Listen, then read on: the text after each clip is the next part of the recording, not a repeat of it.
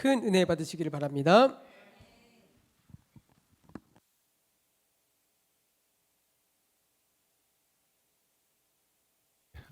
네.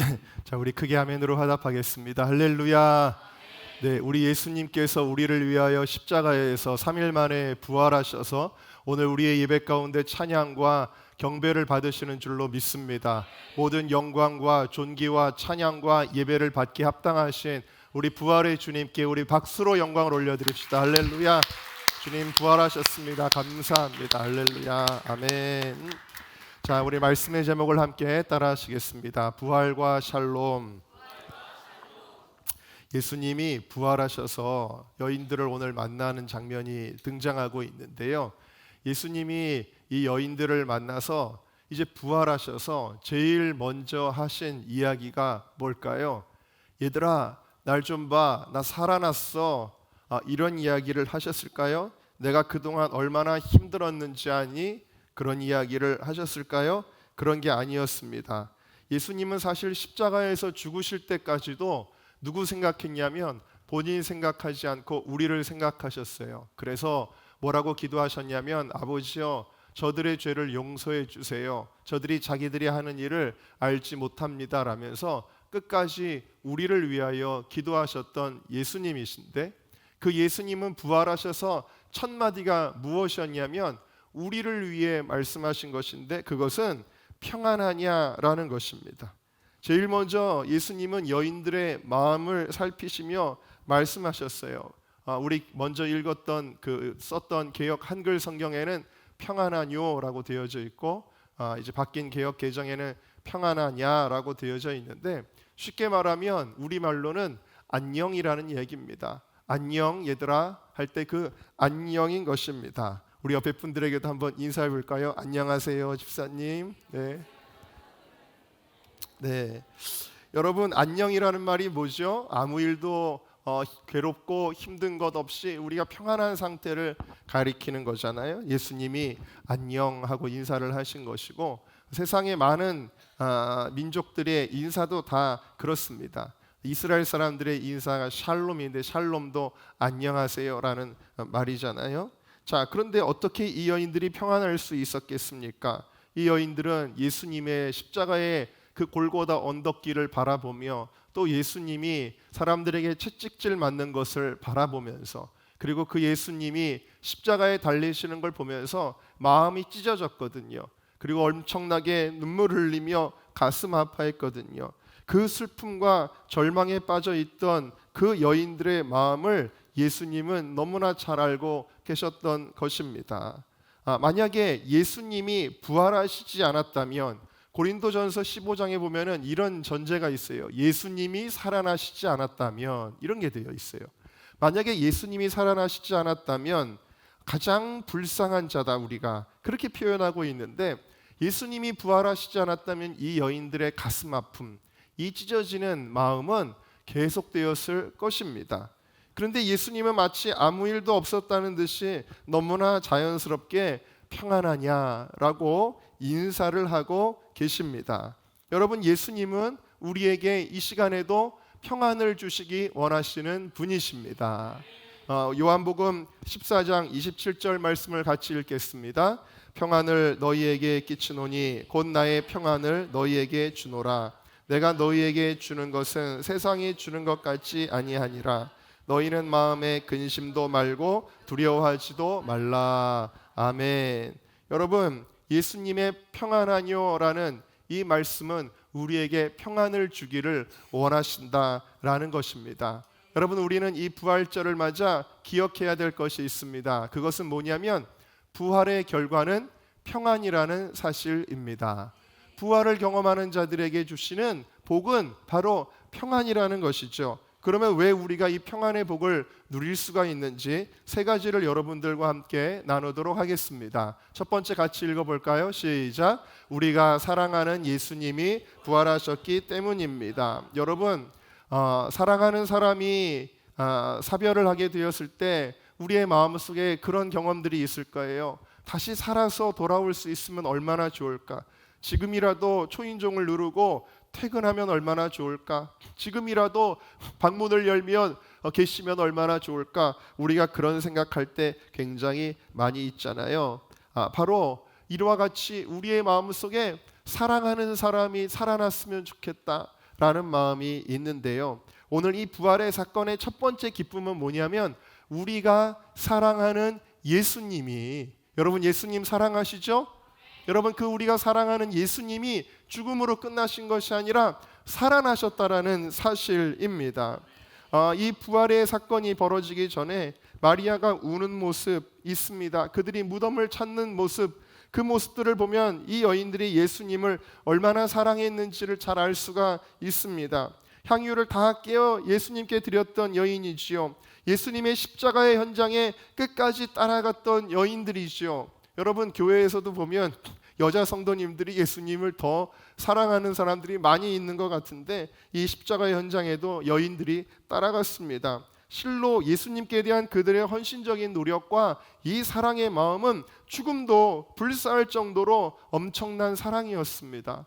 예수님의 죽음으로 그들은 평생 슬플 수밖에 없었습니다. 그런데 오늘 천사가 그들에게 먼저 선포하였습니다. 5절과 6절을 같이 읽을까요? 시작. 천사가 여자들에게 말하여 이르되 너희는 무서워하지 말라. 십자가에 못 박히신 예수를 너희가 찾는 줄을 내가 아노라. 그가 여기 계시지 않고 그가 말씀하시던 대로 살아나셨느니라. 와서 그가 누우셨던 것을 보라. 할렐루야. 아멘. 아멘. 너희가 지금 예수님 찾는 거 알아? 너희가 사랑하는 예수님 그 시신이라도 찾는 거 알아? 그런데 걱정하지 마. 두려워하지 마. 예수님 살아나셨어. 자, 이 빈자리를 보아라라고 천사가 선포하게 된 것입니다. 저는 매년 겪는 일이지만 매년 고난주간 때는 마음이 아프고 힘듭니다. 여러분들도 그럴 거라고 생각됩니다. 예수님의 십자가의 사건은 이미 2000년 전에 있다 할지라도 그 사건은 항상 현재 진행형이기 때문인지 항상 이 고난주간에 예수님의 십자가를 묵상하는 이 시간들은 참 괴롭고 힘이 듭니다. 그런데 성금요일이 지나고 부활주일을 맞게 되면 그때 마음에 기쁨이 생기고 드디어 예수님의 십자가 고난이 끝났다라는 마음이 생기게 되어집니다. 여러분 그 이유는 예수님의 부활 때문에 내가 어떤 이득과 어떤 유익을 누리기 때문이 물론 우리에게 생명의 유익이 있는 것은 두말할 것도 없지만 그 이전에 예수님이 다시 사신 것 자체가 너무나 기쁜 거예요.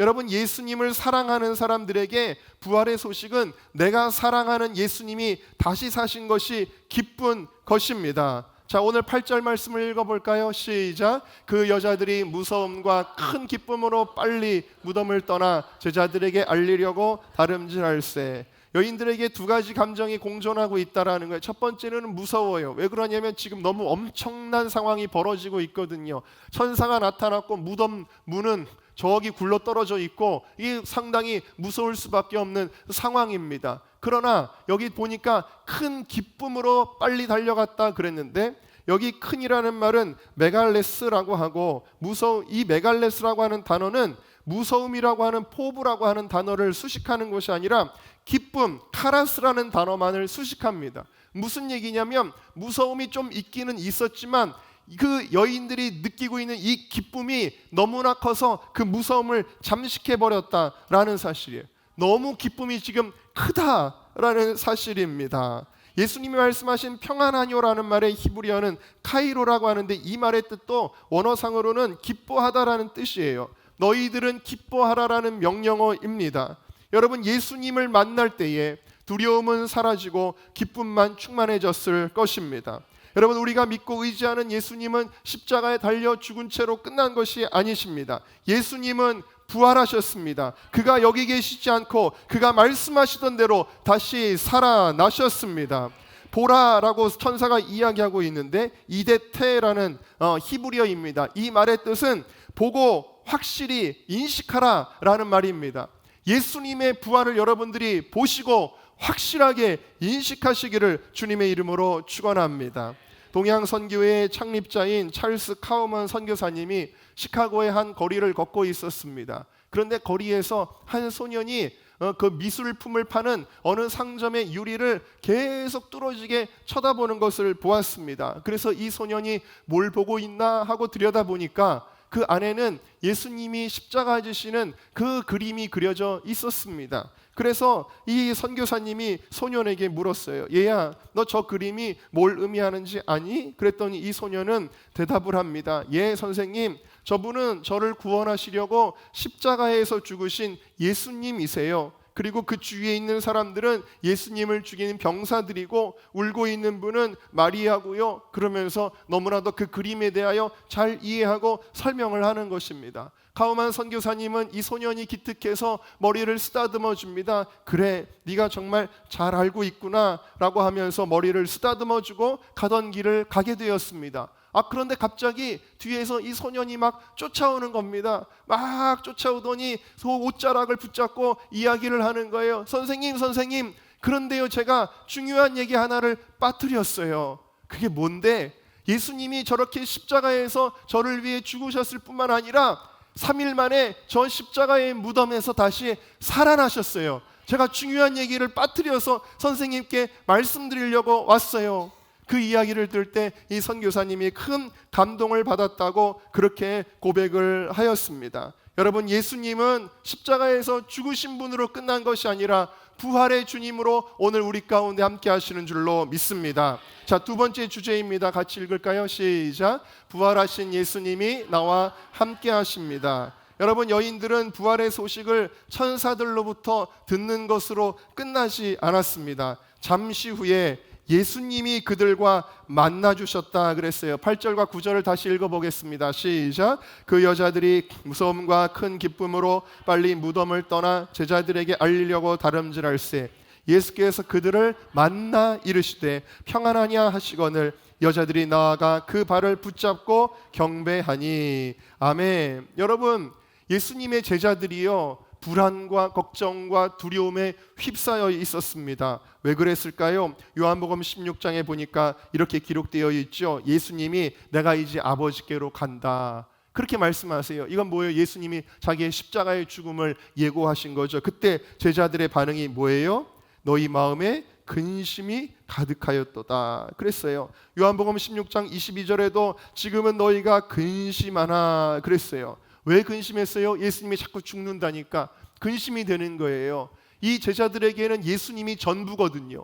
예수님만 바라보고 살아가고 있고 예수님만 의지가 되는 것인데 이 예수님이 돌아가신다고 하니까 아무리 죽으셨다가 살아나신다고 예언을 하셔도 살아난다는 말은 믿어지지도 않았고 예수님이 자꾸 돌아가신다니까 너무너무 불안한 거예요. 여러분, 만약에 부모가 아이를 버리고 어딘가를 가버리면 이 어린 아이들이 불안할 거 아니에요? 두려울 거 아니에요? 마찬가지였습니다. 제자들은 어린아이와 같이 불안하고 걱정과 근심에 쌓여 있었습니다. 왜요? 예수님이 떠나가셨거든요. 여러분, 예수님이 떠나가실 때 우리는 두려울 수밖에 없어요. 근심과 걱정으로 가득할 수밖에 없습니다. 그런데 여러분 아십니까? 복음은 임마누엘입니다. 복음은 우리를 버려두는 것이 아니라 우리에게 찾아오시는 사건이 복음이지요. 그래서 예수님은 인간의 몸을 입고 우리 가운데 오신 거예요. 예수님은 우리와 함께 하시는데 십자가에서 죽으셨을 뿐만 아니라 우리에게 다시 예수님은 찾아오신 것입니다. 여러분, 십자가의 사건이 모든 시간대에 걸쳐서 적용되는 일인 것과 마찬가지로 부활의 시간 또한 사건 또한 모든 시간대에 거쳐서 적용되는 것인데 지금 여러분들이 예수님을 만나고 계시는 것입니다. 어제 제가 청년들이 제 방에 들어와서 이제 주일을 위한 마지막 기도를 하는데 한 명 한 명에게 물어봤습니다. 너에게 부활이란 무엇이니? 이렇게 물어봤어요. 예지에게 부활은 뭐니? 다영이에게 부활은 뭐니? 다 이렇게 물어봤습니다. 그런데 어제 인상이가 뭐라고 대답하냐면 부활은 지금 일어난 일이에요 라고 그렇게 대답을 하더라고요. 여러분, 부활은요 지금 일어나고 있는 일이에요. 무슨 얘기냐면 여러분들이 지금 부활의 예수님을 만나고 있는 것입니다. 여인들만 만나는 게 아니에요. 여러분들이 지금 부활하신 예수님을 만나고 계신 것입니다. 그래서 예수님이 내가 여기 있어, 내가 너와 함께하고 있어, 두려워하지 말아라 라고 말씀하는 것입니다. 이사야 41장 10절 말씀, 두려워 말라, 내가 너와 함께함이니라. 여러분, 주님이 함께하면 두려워할 것이 없어요. 내가 놀라지 말라, 나는 네 하나님이 됨이니라. 내가 너를 굳세게 하리라. 참으로 너를 도와주리라. 참으로 나의 의로운 오른손으로 너를 붙들리라. 할렐루야. 아멘, 아멘. 그렇습니다, 여러분. 아무리 어린아이도 부모가 꽉 붙잡고 있으면은 두려워할 것이 없는 것인 줄로 믿습니다. 여러분, 주님이 여러분들과 이 시간에 만나주시고 함께하고 계시기 때문에 그래서 평안하라고 우리에게 말씀하고 계신 줄로 믿습니다. 여러분, 주님은 현재 진행형으로 지금 우리와 함께 하실 뿐만 아니라 또한 미래를 약속을 하셨습니다. 자, 오늘 말씀의 7절을 한번 보시면요, 이런 표현이 있습니다. 너희보다 먼저 갈릴리로 가시나니 그랬어요. 자, 예수님이 너희보다 먼저 갈릴리로 가시나니. 그런데 성경에 보면은 이런 표현이 되게 자주 나옵니다. 특별히 구약 성경에 보면은 우리 하나님께서 너희 앞서 행하신다라는 말씀이 나와요. 여기 먼저 가다라는 말은 프로아게이라고 하는데, 앞에라는 말은 프로라는 말이고 아고라는 말은 인도하다라는 뜻을 가지고 있어요. 그래서 앞에서 인도한다라는 뜻을 가지고 있는 거예요. 그러니까 구약 성경에도 보면 신명기 31장 8절 말씀 우리 한번 읽어볼까요? 시작. 여호와 그가 내 앞서 행하시며 너와 함께하사 너를 떠나지 아니하시며 버리지 아니하시리니 너는 두려워 말라, 놀라지 말라. 할렐루야. 여러분, 우리 주님은 지금 우리와 함께 하실 뿐만 아니라 앞으로도 너의 길을 내가 인도할 거야 라는 거예요. 주님이 먼저 가면서 길을 열어주신다. 주님이 먼저 우리를 바른 길로 인도해 주신다라는 거예요. 우리가 주님을 바라보기만 한다면 말이죠. 우리의 삶을 인도해 주시는 주님은 언제까지 인도해 주실까요? 자, 마태복음 28장 20절을 같이 읽겠습니다. 시작. 내가 너희에게 분부한 모든 것을 가리켜 볼지어다 내가 세상 끝날까지 너희와 항상 함께 있으리라 하시니라. 아멘. 믿으십니까? 세상이 끝날까지 주님 여러분들을 떠나지 아니하실 거예요. 주님이 끝까지 여러분들과 함께 하실 것입니다. 여러분, 마지막 때가 되면 세상이 흉흉하고 기괴하게 돌아가는 일들 때문에 우리가 두려움에 휩싸일 때가 있지만 여러분, 상관없습니다. 우리 부활의 주님이 여러분들과 함께 하시기 때문입니다. 세상 끝날까지 여러분, 우리가 인생을 살아가다 보면 나이를 먹다 보면 허무함을 느낄 때가 있지요. 여러분, 우리의 육신도 노쇠해지고 저도 어떨 때 그런 생각을 할 때가 있습니다. 여러분 갑자기 웃을지 모르지만 제가 이번에 미국에 갔을 때도 느끼는 게 있습니다. 그게 뭐냐면 내가 아직은 젊고 생긴 것도 그래도 괜찮고 그래서 가는 데마다 환영을 하는구나. 만약에 내가 지금 70, 80이 되면 어떨까? 사실 이런 생각도 하면서 나이 먹는 게 살짝 허무하게 느껴질 때도 있었지만 그건 굉장히 인간적인 생각이었어요. 여러분, 우리가 나이를 먹고 나이가 노쇠해져도 우리 주님이 함께 하십니다. 우리 주님이 함께 하시기 때문에 이 다윗은 뭐라고 고백을 했어요? 나의 평생의 선하심과 인자하심이 정녕 나를 따르리니 그랬어요. 여러분, 우리가 나이 먹어도 허무하게 느끼지 마시고 슬퍼하지도 마세요. 여러분, 주님의 선하심과 인자하심은 늘 변함없이 함께할 뿐만 아니라 오히려 육신이 노쇠해지고 후패할수록 주의 임재는 더욱더 깊도다라고 성경이 고백하는 것처럼 여러분, 하나님이 우리와 끝까지 함께 하시니 여러분, 우리의 인생에는 허무, 슬픔 이런 거 없다라는 거예요. 여러분, 항상 기뻐하시기를 주님의 이름으로 축원합니다. 마지막 세 번째 함께 우리 읽겠습니다. 시작. 예수님의 부활이 나의 문제를 다 해결하였다. 아멘. 여러분, 우리에게 두려움을 가져다주는 여러 요소, 경제적인 문제, 내가 회사에서 잘리면 어떻게 될까, 아니면 내가 사람들에게 미움받으면 어떻게 될까, 여러 가지 있지만 사람들에게 가장 두려움을 주는 요소는요, 죽음입니다. 죽음만큼 우리를 두렵게 하는 것은 없습니다. 아무리 담대하고 용기 있는 성격을 가진 사람이라고 해도 죽음을 두려워하지 않는 사람은 없어요. 다만 죽음을 잊고 사는 사람과 죽음을 너무 깊이 인식하는 사람의 차이가 있을 뿐입니다. 누구나 죽음을 좋아하는 사람도 없고 죽고 싶은 사람도 없습니다. 인간에게는 하나님이 지혜와 명철을 주셨기 때문에 재주를 주셔서 여러 가지 문제는 해결할 수가 있습니다. 홍수를 해결하기 위해 댐을 만들 수 있습니다. 빨리 가기 위해 자동차를 만들고 비행기를 만들 수가 있습니다. 몸이 불편한 사람을 위해 여러 가지 보조기구들을 만듭니다. 여러 가지 병들이 있는데 약을 만들 수가 있고 의술로 많은 것들을 고칠 수가 있습니다. 그럼에도 불구하고 인간이 해결할 수 없는 단 한 가지 문제가 있는데 그것은 죽음을 해결하는 거예요. 죽음을 넘어서는 거 인간이 할 수가 없어요. 아무리 의학이 앞으로 발달해도 생명공학이 발달한다 그래도 이거는 해결하지를 못합니다. 왜 그럴까요? 창세기 3장 24절에 생명나무를 하나님께서 화영검으로 막아놓으셨기 때문이에요. 우리는 이 생명의 권한이 우리에게는 없기 때문입니다. 사람이 살고 싶어도 살고 싶은 대로 살 수가 없습니다. 죽음이 특별히 두려움을 주는 또 하나의 이유가 있는데 그것은 예외가 없기 때문입니다.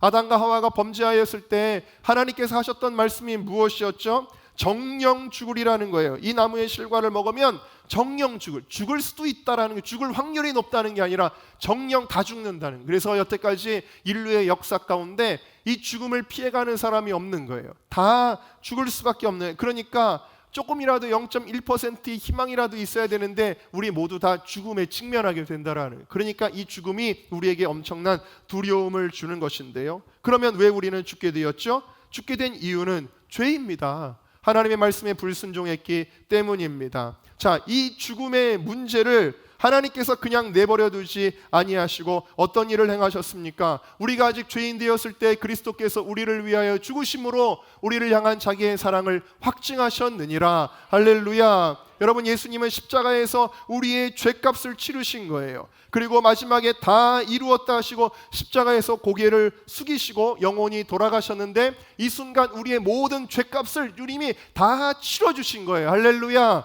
믿으시기를 바랍니다. 여러분, 그런데 예수님께서 십자가에 죽으셨다고 하여도 최종적인 한 가지 미션이 남아 있었습니다. 그것은 죄값을 치르고 끝나면 뭐해요? 죄값을 치르고 끝나면 무슨 소용이 있어요? 그 다음의 미션은 바로 죄값을 치르신 이후에 사망의 권세를 정복하는 것이었습니다.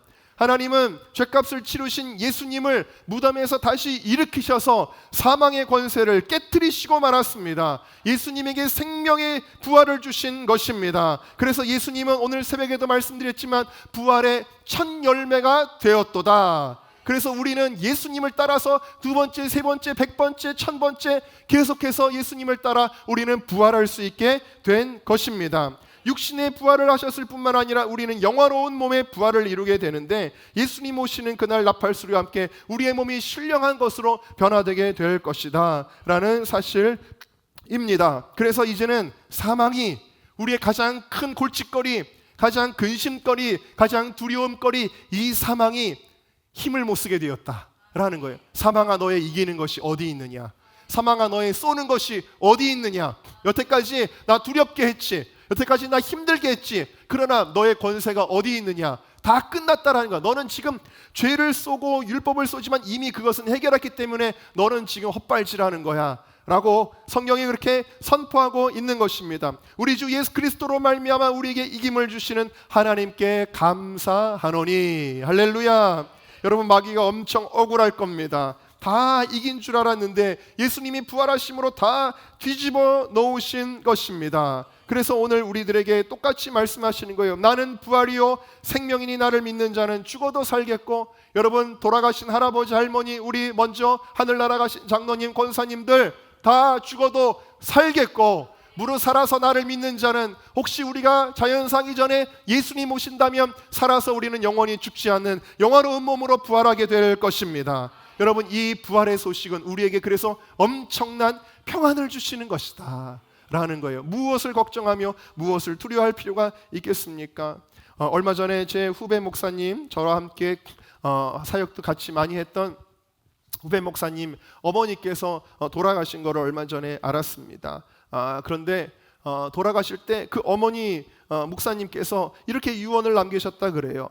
잠시의 이별이 슬프겠지만 드디어 고대하던 주님 계신 그곳 아름다운 나라에 입성하는 날이니 칙칙하게 굴지 말고 기뻐하며 축제를 벌여달라 그랬어요.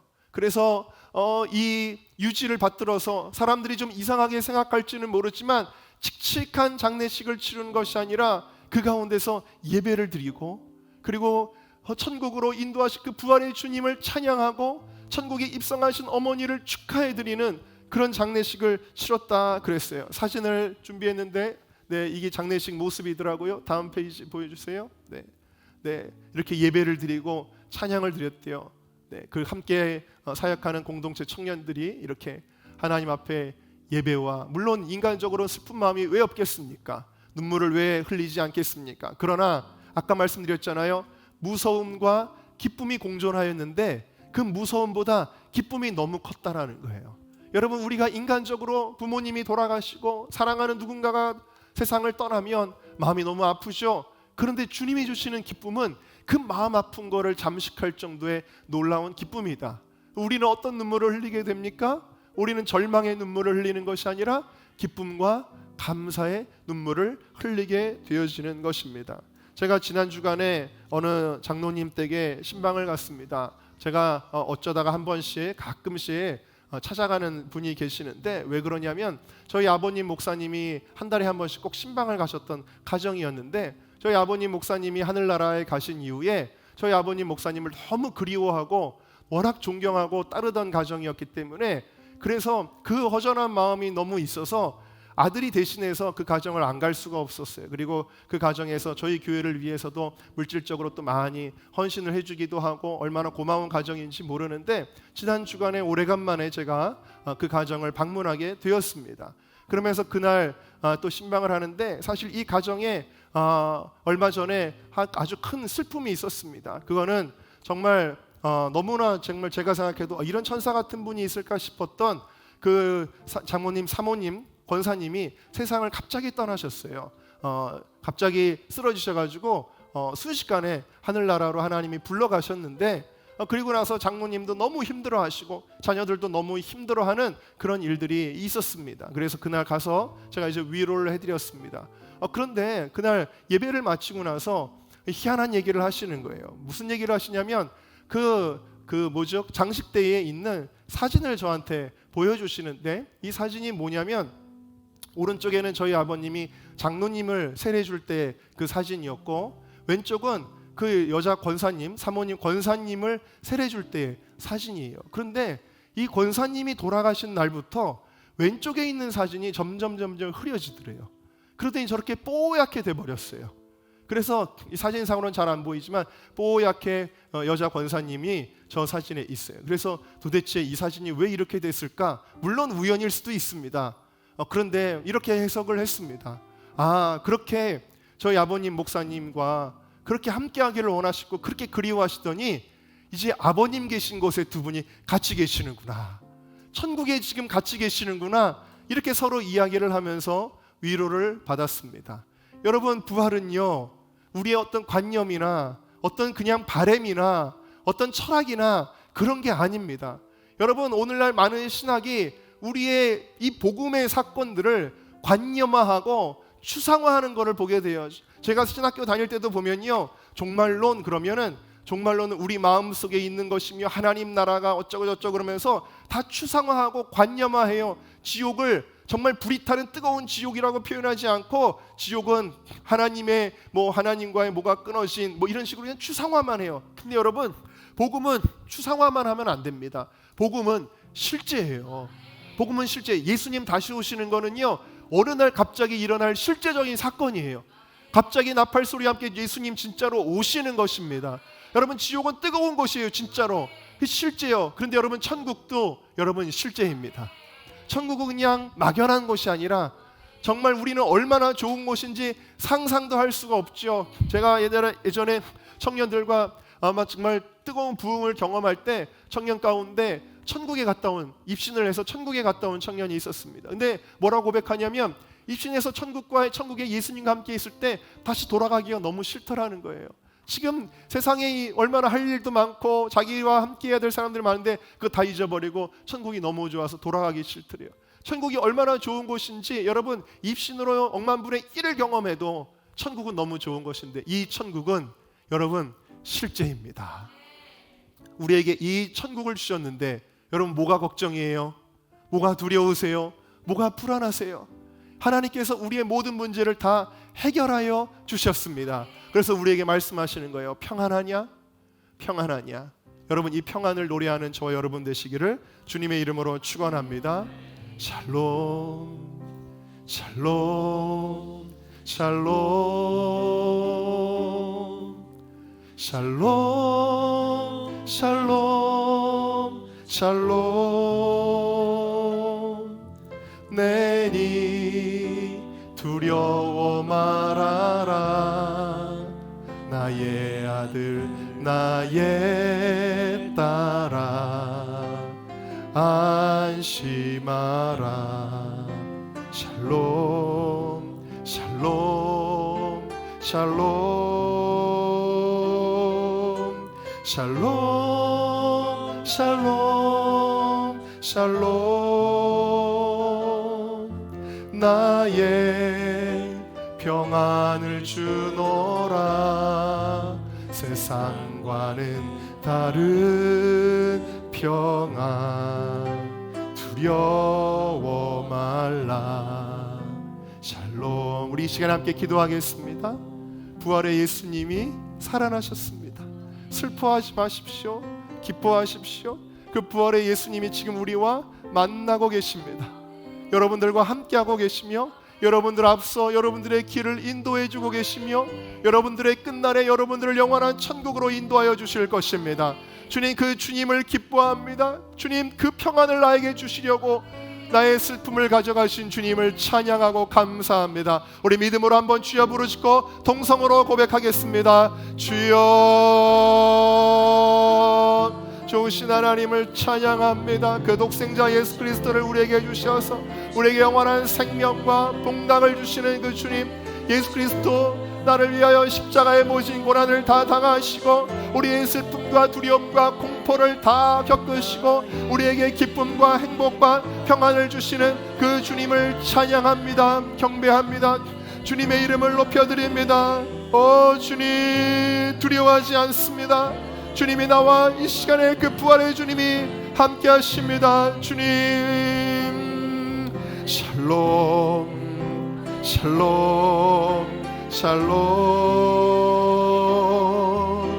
샬롬 샬롬 샬롬.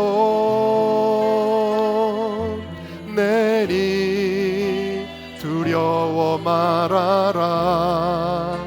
나의 아들 나의 딸아 안심하. 샬롬 샬롬 샬롬 샬롬 샬롬 샬롬. 나의 평안을 주노라. 세상과는 다른 평안 두려워 말라. 샬롬. 그렇습니다. 주님 이 시간에 우리에게 두려워 말아라. 나의 아들 나의 딸아 안심하라. 내니 안심하라. 나의 평안을 너에게 주노라. 주님의 이 말씀 받습니다. 부활하신 예수님 내 안에 계십니다. 영원히 함께 하십니다. 그 주님의 그 사랑으로 인하여 감사드립니다. 내가 겪어야 될 두려움을 예수님이 십자가에서 다 겪으셨고 내가 겪어야 될 고난을 예수님이 십자가에서 다 겪으신 후에 우리에게 주시는 그 샬롬 영원히 우리의 마음속에 우리의 가정 가운데 우리의 교회에 넘치도록 부어 주옵소서.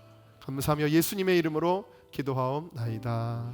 아멘. 하나님께 감사합니다. 박수 올려드릴게요. 네, 우리 혜지가 지난주에 저한테 간증을 해서 제가 오늘 좀 나와서 간증하라 그랬는데 여러분 함께 은혜 나누시기를 바랍니다.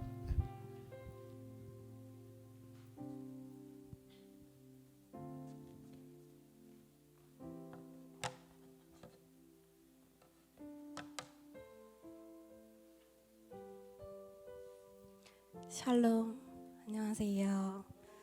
저는 간증하겠습니다. 저는 충북 진천에 있는 한 교육정책연구기관에 다니고 있는 직장인입니다. 서울에서 충북으로 출퇴근을 해야 하기 때문에 매일 새벽같이 일어나서 편도 2시간, 왕복 4시간을 통근버스에서 보내고 있습니다. 매일 새벽 예배를 드리고자 할 때는 그토록 일어나기가 힘들었던 새벽 5시에 출근을 하기 위해서는 벌떡벌떡 잘 일어나는 저의 모습을 보고는 하나님께 참 민망한 마음이 들었고, 그렇다면 통근버스에서의 시간만큼은 온전히 하나님께 몰입하는 시간으로 보내야겠다는 생각이 들었습니다. 그래서 요즘은 통근버스에서 기도하고 말씀 읽으면서 하나님과 교제하는 시간을 갖고 있습니다. 저는 요즘 이 통근버스에서 참 특별한 많은 경험을 하였는데요. 그 중에 한 가지를 오늘 이 시간에 성도님들께 나누기를 원합니다. 지난주 월요일 통근버스를 타고 출근하며 마태복음을 읽고 묵상하는 중이었습니다.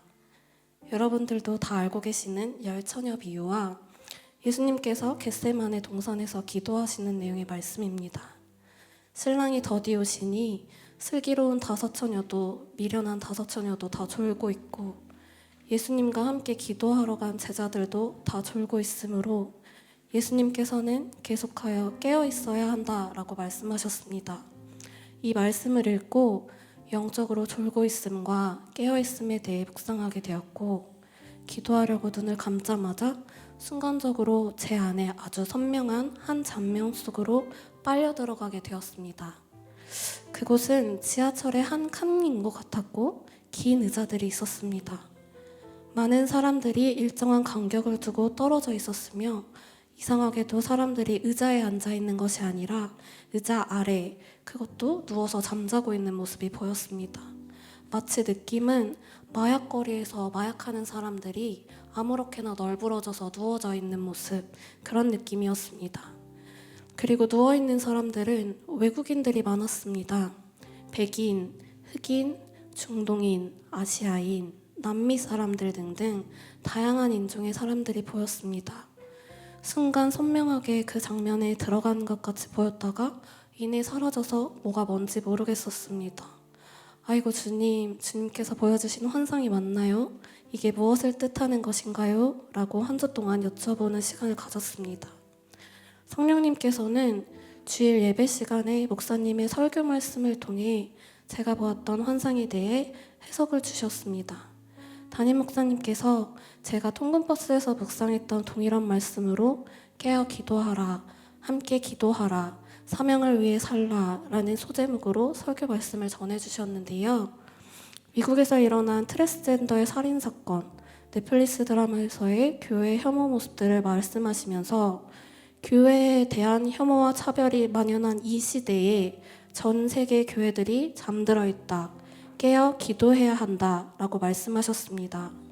저는 곧바로 깨달았습니다. 제가 버스에서 선명하게 보았던 그 장면은 전 세계에 있는 크리스천들 한 사람 한 사람들이 잠자고 있는 모습을 보여준 것이었습니다. 지하철에서는 의자에 바르게 앉아있는 것이 때와 상황에 맞는 올바른 자세입니다. 그런데 의자에 바로 앉아있지 않고 아무렇게나 널브러져 잠자고 있는 모습은 전혀 때와 상황에 맞지 않는 행동이었습니다. 즉, 마지막 때를 살아가는 우리들에게 예수님께서 명확하게 깨어 기도하라 라고 말씀하여 주셨음에도 불구하고 많은 전 세계 크리스천들이 이 시대의 때와 상황을 분별하지 못하고 널브러져서 잠자고 있었던 것입니다. 그렇다면 이 장면을 저에게 조명하여 주신 이유는 무엇입니까? 하고 마음속으로 여쭤보며 설교 말씀을 들었습니다. 이내 성령님께서는 또 설교 말씀을 통해 저에게 말씀하여 주셨습니다. 목사님께서 청년들과 함께 힘차게 찬양을 불렀을 때 목사님의 심령 가운데도 큰 불이 일어났음을 고백하시며 예수님께서 제자들에게 함께 깨어있으라고 하신 것 같이 우리도 함께 기도하는 것이 중요한 것을 알려주셨습니다. 이때 제 심령 가운데서도 큰 불이 일어났습니다. 내게 부어진 하나님의 뜨거운 사랑, 성령님의 뜨거운 그 불을 잠들어 있는 크리스천들에게 옮겨야겠다라는 마음이 불꽃같이 일어난 것입니다. 이미 복음을 알고 주님이 살아계심을 믿는 자들조차도 세상의 영에 취해서 마음이 둔하여지고 잠자고 있는 자들이 많았음을 알려주셨으니 지금 내 안에 내주하시는 소멸하지 않는 성령의 불을 졸고 있는 크리스천들에게 전달하는 자가 되어야겠다. 내 안에 있는 불씨를 꺼뜨리지 않도록 계속하여 기름을 준비하여야겠다 라는 마음의 소원이 부어졌습니다. 그리고 이것을 기도 시간에 입술로 선포하였습니다. 주님, 제게 있는 성령의 불씨를 키워 잠자는 크리스천들에게 불을 옮기는 자가 되겠습니다. 제 안에 있는 뜨거운 불씨를 꺼뜨리지 말아주세요. 입술로 이렇게 선포하고 나니 이것이 저의 비전이 되었습니다. 그리고 성령님께서도 이를 동의하시고 기뻐하시는 것만 같았습니다. 사람이 마음으로 믿어 의에 이르고 입으로 시인하여 구원에 이른다는 로마서의 말씀처럼 저의 비전과 부르심에 대해 마음으로 믿고 입술로 선포하고 나니 성령님께서 이 일을 함께 행하며 역사하여 주실 것이 믿어졌습니다. 이것이 저에게 지하철의 한 장면을 조명하여 주신 이유임을 저절로 깨닫게 되었습니다. 전혀 생각지도 못했던 새로운 비전을 부어주심에 감사하며 예배 시간 내내 감격의 눈물을 흘릴 수밖에 없었습니다. 지금까지 저의 비전은 안 믿는 사람들을 대상으로 한 비전이었습니다. 하지만 이제 저의 비전이 확장되었습니다. 바로 하나님이 살아계심을 알고 교회에서 예배를 드리는 자들이지만 세상의 영의 영향을 받아서 마음이 둔하여진 잠자고 있는 크리스천에 대한 비전이 새롭게 생긴 것입니다. 사실 어떠한 방법으로 어떠한 구체적인 전략으로 잠자는 전 세계 크리스천들을 깨워 함께 붙을 수 있는지 저를 어떻게 사용하시려는지는 잘 모르겠습니다. 이 부분에 대해서는 지혜를 구하며 나아가야 할 것입니다. 그러나 한 가지 분명한 것은 우리의 겉사람은 낡아지나 우리의 속사람은 날로 새로워지는도다 라는 말씀처럼 날마다 성령 충만하여 주님과 교제하고 날마다 변화되는 나의 모습을 주변에 증거하는 것, 바로 그것이 이 부르심의 시작이 될 것이라는 것입니다. 제가 받은 이 비전이 우리 모두의 비전이 되기를 소망합니다. 지금 졸고 있다면 이제는 깨어 함께 기도하고 깨어있는 사람들 모두가 합심하여 날로 새롭게 변화되고 우리의 입술로 주님을 증거할 때 우리의 작은 불씨가 모여 큰 불로 타오르게 될 것입니다. 이 시대에 하나님께서 교회를 통해 행하실 일들을 기대하며 나눔을 마치겠습니다. 들어주셔서 감사합니다. 네, 들어가지 말고 잠깐 우리 기도하겠습니다. 우선 기도해 줄게요. 우리 해지 청년 위해서 여러분들 함께 축복해 주세요.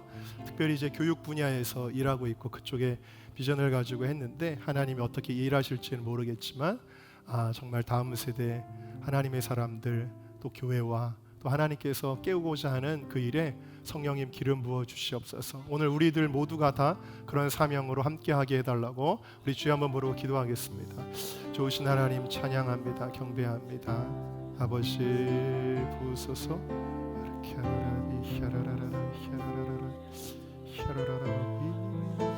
부활의 주님, 부활의 주님.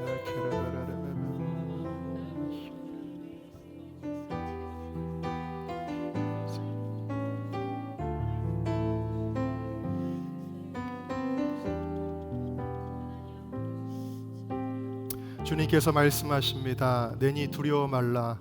내가 너와 함께 할 것이다 라고 약속하십니다. 내가 하는 것이 아니라 주님이 하실 것입니다. 주님이 앞서 행하실 것입니다. 하나님 서해지 청년의 마음속에 부활의 주님의 권능이 충만하게 임하게 하여 주옵소서. 부활의 증인되게 하여 주옵소서. 모든 잠든 영혼, 죽은 영혼들에게 가서 생명의 복음이 선포되어질 때에 하나님 단순한 인간의 말이 아니라 성령님의 기름 부으심이 있는 주님의 대언자가 될 수 있도록 주님 축복하여 주시옵소서. 평생도록 함께하여 주시옵소서. 예수님의 이름으로 기도하옵나이다. 아멘. 인사하고 들어갈 때 축복의 박수 해주시기를 바랍니다. 네. 오늘 우리 이덕환 형제 우리 세례 예식을 하도록 하겠습니다. 앞으로 나오세요. 앞에 서주세요. 저를 보고. 네. 사랑하는 성도 여러분, 이제 예수 그리스도의 명령에 따라 세례를 행하고자 합니다. 우리는 세례를 통하여 하나님의 구원 역사에 동참하며 물과 성령으로 거듭나서 그리스도의 몸된 교회의 지체가 됩니다. 이는 우리에게 주신 하나님의 크신 은혜인 줄로 믿습니다. 이제 하나님의 은혜와 평강이 오늘 세례받는 이와 이 자리에 참여한 모든 성도 하나님의 거룩한 교회 위에 함께하기를 기도합시다. 제가 기도하겠습니다. 전능하시고 영원하신 하나님 아버지, 이제 세례를 받으려고 나온 이를